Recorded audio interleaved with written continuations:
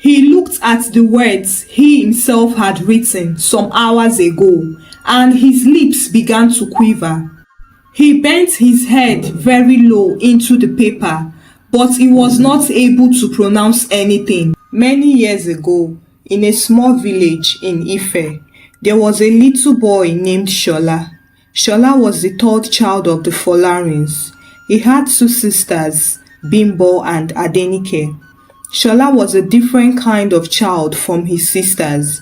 He was very withdrawn and barely talked because he had a bad stammer. He found it difficult to communicate properly. His two sisters would make jest of him and cut him short whenever he stammered. They were never patient to listen to him. His father hated the way he talked and would always flog him to talk well. His mother wasn't any different too, as she would shout at him and tell him to speak like his sisters. Unfortunately, this only made him more withdrawn and always anxious to speak to them or anyone. Shola dreaded meeting people and would always hide so as not to be sent on errands. On one occasion, his mother sent him to buy fish at the market.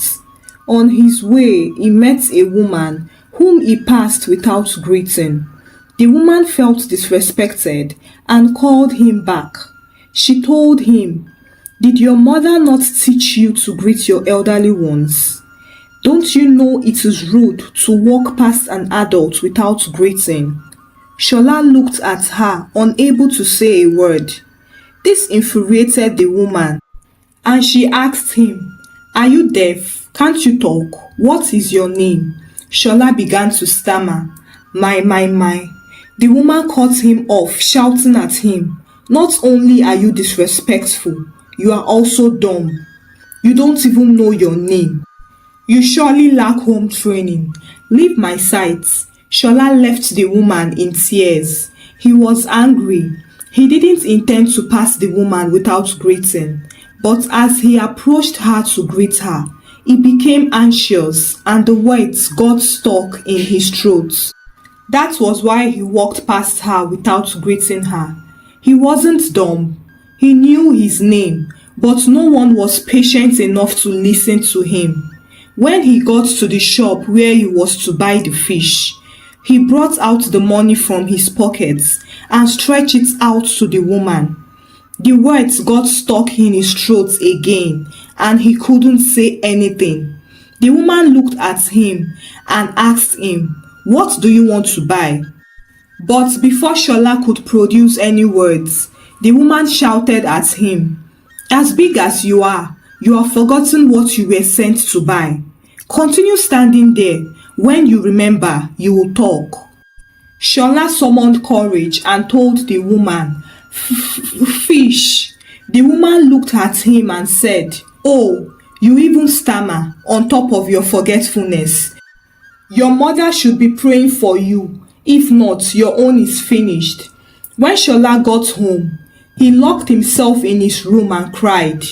No one seemed to understand him or wanted to be patient with him.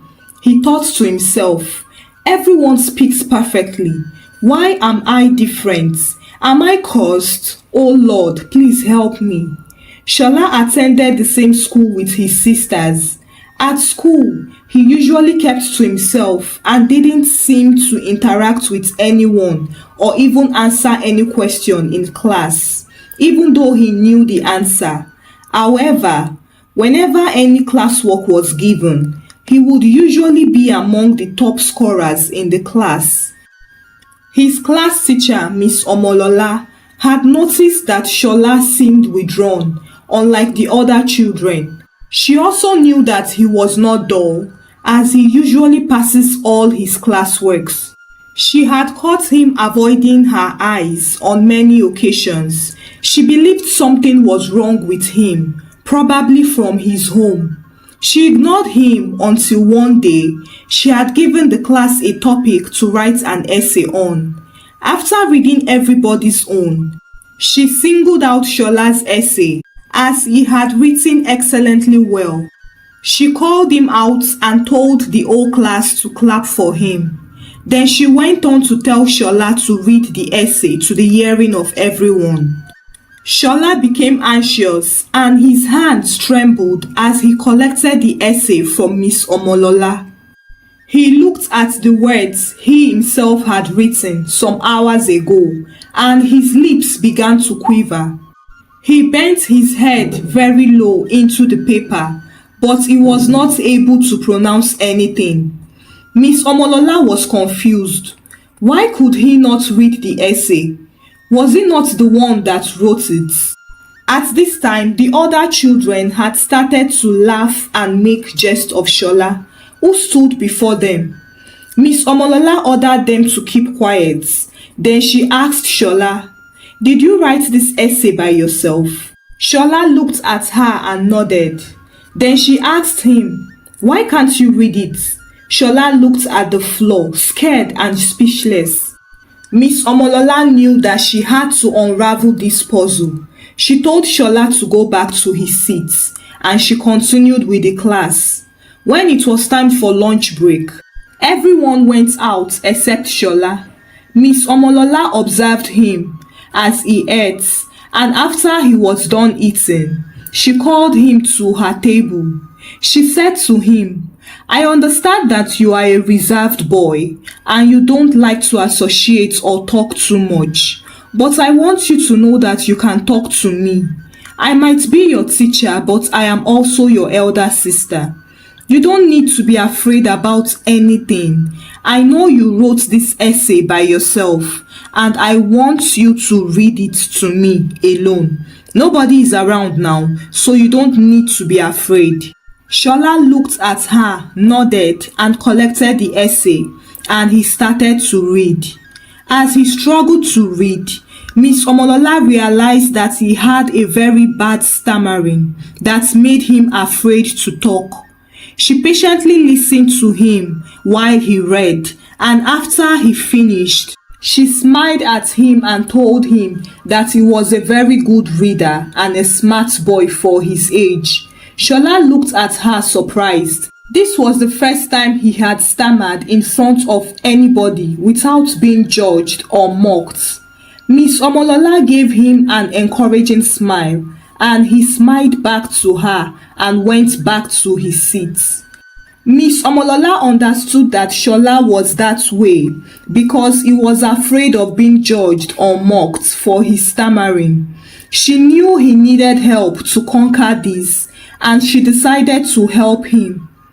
Every day during the lunch break, after Shola had finished eating, Miss Omolola would call him to read a story to her. At first, he was always anxious and afraid, but after some days, he started to relax and even started to look out for when Miss Omolola would call him. Gradually, Miss Omolola started holding conversations with him.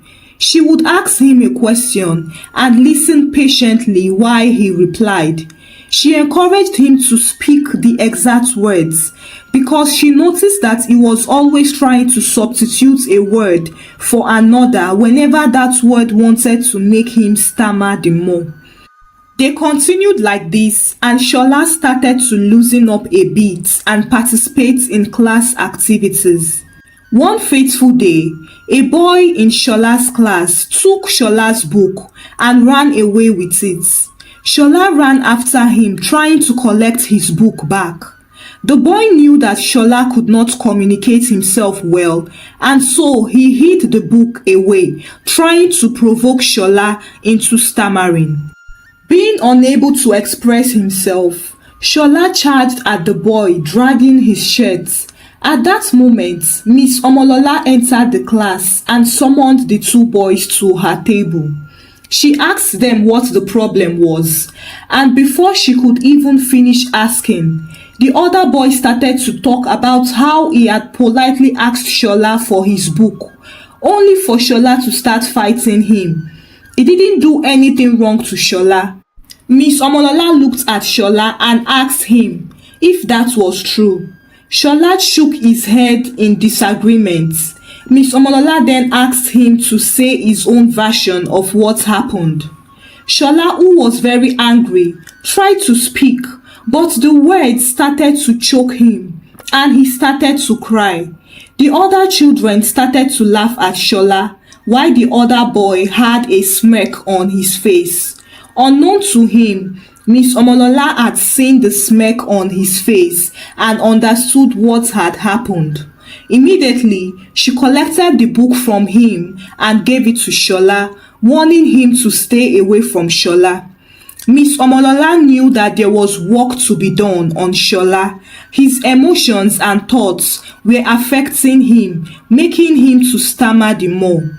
The next day, she called him and asked him, "How do you feel when you stammer, especially around people?" Shola replied, "I am usually ashamed of myself and afraid that they would mock me." Miss Omolola then told him, "Do you know that you are one of the smartest boy I know, and stammering does not affect your smartness. Anyway, it can affect you if you allow it." Shola looked at her confused and asked, "How?"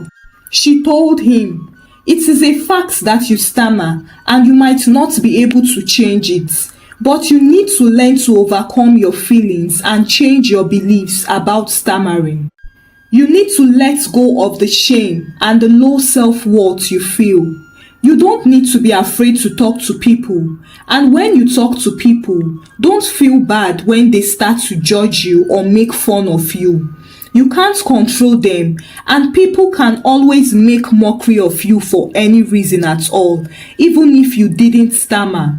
Remember that many of these people are not as intelligent as you are, so they might try to drag you down to their level by killing your confidence. But you have the power to prevent that from happening. Whenever you want to speak to someone, rebuke that thought that tells you that you will stammer and people will laugh at you. Speak back to that thought in your mind and tell it that even if you do stammer, you will still say what you have to say and it won't reduce your worth. If people laugh at you, it is their loss. If they are impatient to listen to you, that is also their loss, because they just missed out on the value they would have gotten from you. Build your confidence on this, and you will see that you will be able to control your stammering and not letting your stammering control you. Shola's eyes lightened up. He was very happy and saw himself in a positive light for the first time. He thanked Miss Omolola, and that day, as he walked back home, he decided that he was going to be a public speaker. He would master his emotions and learn to confidently communicate with others. My words will make an impact. My words will teach. My words would heal. Even though I stammer, people would love to listen to me talk because of my value. When he got home, he didn't go to hide in his room again. Instead, he went to interact with his sisters, even though they were impatient with him and tried to finish his sentences for him.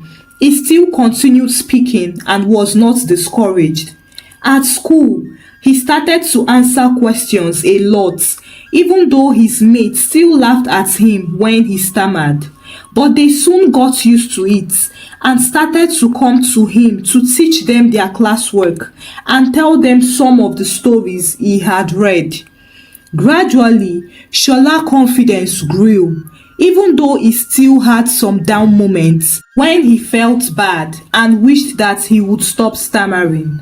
But he would snap out of that mood and remind himself of the value he carries. So many people will benefit greatly if he did not hold back his words. Shola disciplined himself, speaking confidently and patiently, and at the age of 16, he was already the youngest public speaker in the land of Ife. People would invite him to present speeches and talk to the younger ones. He later became one of the most renowned public speakers in the country and would always make reference to Miss Omolola, who was instrumental in helping him overcome the negative impacts of stammering. The moral of this story is that you need to look beyond your imperfections and hold on to your strengths. Your imperfections might be something other than stammering, and people might judge you or mock you for it. Just know that you cannot control how people behave towards you, and most times their behaviors are negative. However, you can control what you make out of it. Turn your flaws into flowers, and you will see those same people start to speak positively about you. Most importantly, if you ever come across anyone who stammers, rather than tear the person down with your words and actions, try to be empathetic and be a positive instrument in the person's life. It might be your child, your friend, your sibling, your partner, or your colleague. Don't join in ruining the person's self-esteem. Rather, help the person discover his strengths and have a reason to rise above that flaw. Thank you for watching. I hope this story inspires you. What moral lesson can you deduce from this story? Share with us in the comment section. Subscribe for more stories. Also, like and share the story to your loved ones till I bring another story your way. Bye.